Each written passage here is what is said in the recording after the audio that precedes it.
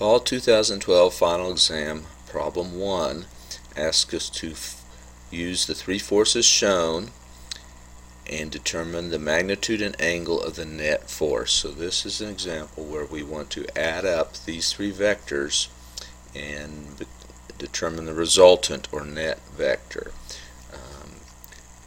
Usually easiest to use components, especially when you have more than two vectors.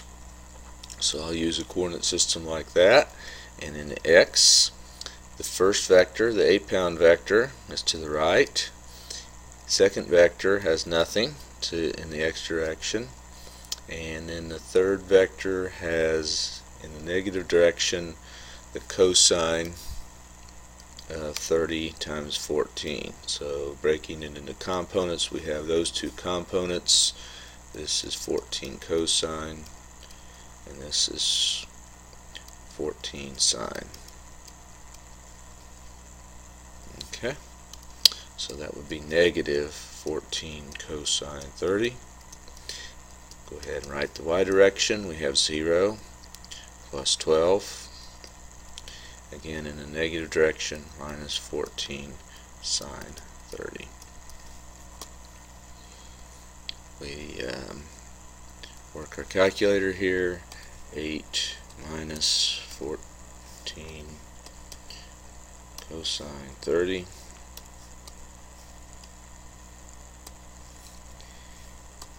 That gives me minus 4.12.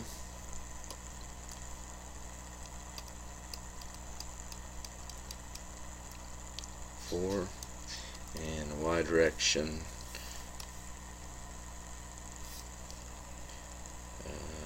12 minus 14 sine 30.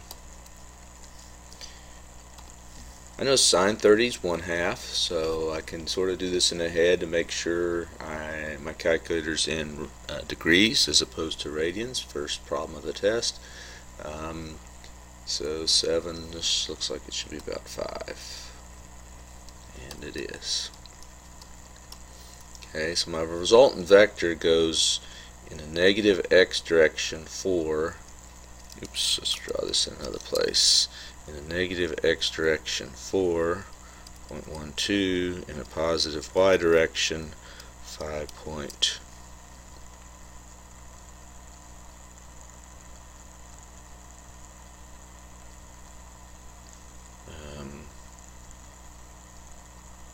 Excuse me, 5.0.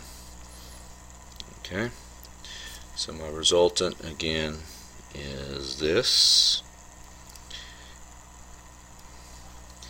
Alright, so the magnitude of the net force is the square root of 5 squared plus 4.124 squared.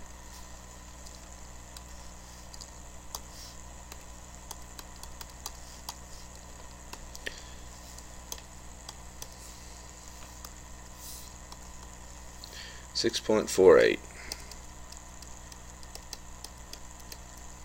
and theta is an inverse tangent of 5 over 4.124.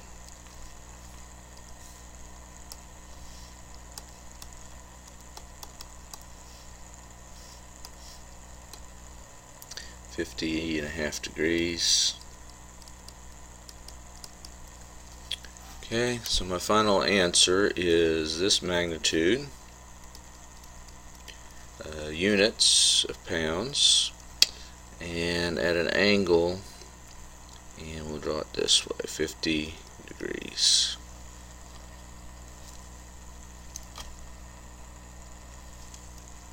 I'll go ahead and put 50.5 there.